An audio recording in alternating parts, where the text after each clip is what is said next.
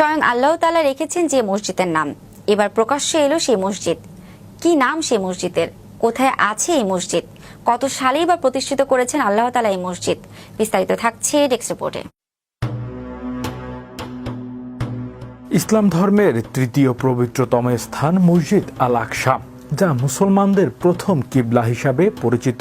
ইতিহাসের উল্লেখ রয়েছে, হজরত ইব্রাহিম আলাইহিসসালাম কাবা নির্মাণের 40 বছর পর হজরত ইয়াকুব আলাইহিসসালাম জেরুজালেমের এই মসজিদ নির্মাণ করেন। পরবর্তীতে হজরত দাউদ আলাইহিসসালামের নির্দেশে হজরত সুলাইমান আলাইহিসসালাম মসজিদটি পুনর্নির্মাণ করেন।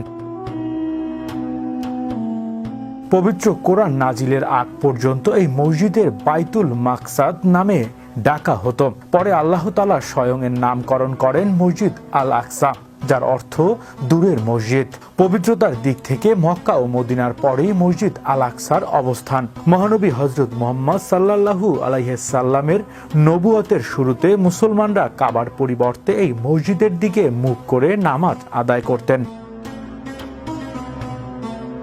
হাদিসে বর্ণিত আছে, মেরাজের রাতে মহানবী সাল্লাল্লাহু আলাইহি সাল্লাম মক্কা থেকে মসজিদে আসেন এবং পূর্ববর্তী নবী রাসূলদের সঙ্গে 2 রাকাত নামাজ আদায় করেন।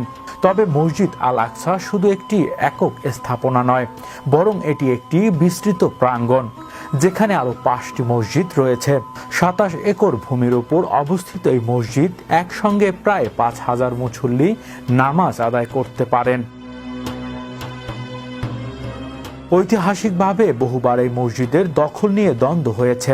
638 খ্রিস্টাব্দে ইসলামের দ্বিতীয় খলিফা হযরত ওমর রাদিয়াল্লাহু এর শাসনামলে এটি মুসলমানদের নিয়ন্ত্রণে আসে। এরপর ক্রুসেডের সময় ইহুদি ও খ্রিস্টানদের মধ্যে দ্বন্দ্ব শুরু হয়।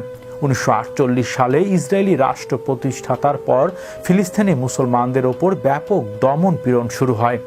দখলদার বাহিনী একাধিকবার মসজিদটিতে হামলা চালিয়েছে। 1969 সালে এক উগ্র ইহুদি মসজিদের একাংশে আগুন ধরিয়ে দেয়। প্রাকৃতিক দুর্যোগের কারণে মসজিদটি বেশ কয়েকবার ক্ষতিগ্রস্ত হয়েছে। 1946 ও 1033 সালে ভয়াবহ ভূমিকম্পে মসজিদটি ব্যাপকভাবে ধ্বংস হয়। পরবর্তীতে ফাতিমা খলিফা আলী আজ-জাহিয়া এটিকে পুনর্নির্মাণ করেন। বর্তমানে যে মসজিদটি দেখা যায় সেটি মূলত খলিফা আলীর সংস্কার করা মসজিদ। ইসরায়েলের দখলে থাকলেও মুসলমানদের বিশ্বাস, একদিন মসজিদ আল আকসা আবারও তাদের নিয়ন্ত্রণে ফিরে আসবে।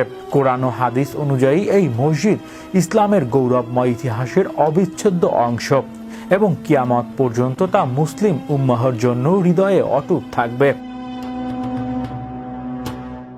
হৃদয় আশিস, বিশ্ব বাংলা 24 নিউজ ডেস্ক।